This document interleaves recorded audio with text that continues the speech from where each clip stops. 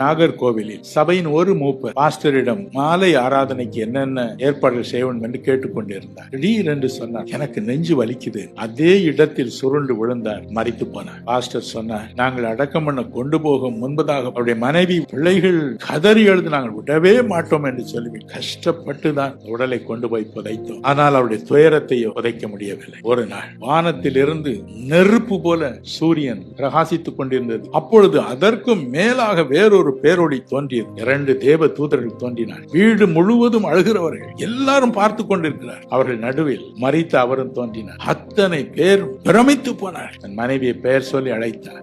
ஒரு செகண்டில் கவலையெல்லாம் மாறி போய் அவரை கொண்டு போய் அவருக்கென்று தாம் கட்டி வைத்திருக்கும் வீட்டில் இயேசு வைத்திருந்தார். ஒரு அழுவதை பார்த்து, ஓ நீ போய் அவரிடம் சொல்லிவிட்டு வா என்று அனுப்பினார். திரும்பவும் அதே இடத்திற்கு போய்விட்டார். நாளொன்று வரும், தேவன் நம்மையும் அழைப்பார், நாம் போவோம், மகிழ்ச்சியோடு